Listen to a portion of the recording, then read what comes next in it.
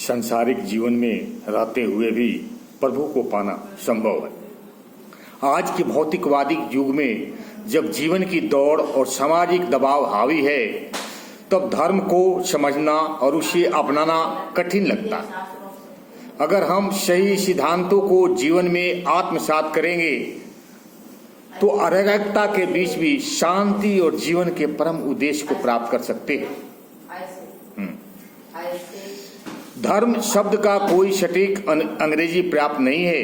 यह संस्कृत की घृत धातु से बना है, जिसका अर्थ है धारण करना। धर्म का तात्पर्य ऐसे आचरण, मूल्यों और सिद्धांतों से है जिन्हें जीवन में धारण किया जा सके। भगवत गीता के अनुसार धर्म को भगवान स्वयं स्थापित करते हैं और बड़े बड़े ज्ञानी, सन्यासी, मुनि भी पूरी तरह इसे नहीं समझ पाते। धर्म के स्वरूप को हम इस तरह से समझ सकते हैं। धर्म के स्वरूप को बांटने के लिए उसे दो भागों में बांटा गया: भौतिक और सामाजिक धर्म और आध्यात्मिक धर्म। सामाजिक धर्म हमारे सांसारिक कर्तव्यों से जुड़ा है। परिवार, समाज और राष्ट्र के प्रति जिम्मेवारियों का पालन करना। प्राचीन भारत में इसे वर्ण आश्रम धर्म के अंतर्गत वर्गीकृत किया गया है, जो व्यक्ति की स्वाभाविक प्रवृत्ति और क्षमताओं पर आधारित था, न कि जन्म पर। हालांकि आज उसका स्वरूप बदल गया है, पर इसका मूल उद्देश्य समाज में व्यवस्था बनाए रखना था। एक कर्तव्य आवश्यक है, पर केवल इससे आत्मा की परम संतुष्टि नहीं होती। आध्यात्मिक धर्म आत्मा के शाश्वत कर्तव्यों से जुड़ा है। जब हम स्वयं को शरीर नहीं आत्मा मानते हैं, तब हमारा संबंध भगवान से जुड़ता है।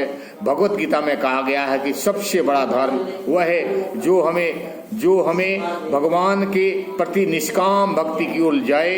यही भक्ति ही आत्मा को शुद्ध करती है और भगवत प्राप्ति का मार्ग प्रशस्त है। जैसे नदी स्वाभाविक रूप से समुद्र की ओर बढ़ती है, वैसे ही आत्मा का स्वभाव भी भगवान से मिलन की कोई होता है। सही मायने में देखा जाए तो ही मिलना परमानंद का स्रोत है। लेकिन आध्यात्मिक धर्म का यह अर्थ नहीं है कि सामाजिक धर्म को नकार दिया जाए।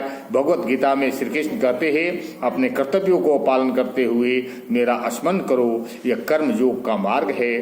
जब व्यक्ति संसारिक जिम्मेवारियां निभाते हुए भी आत्मा और परमात्मा के संबंध को जागरूकता के साथ निभाता है।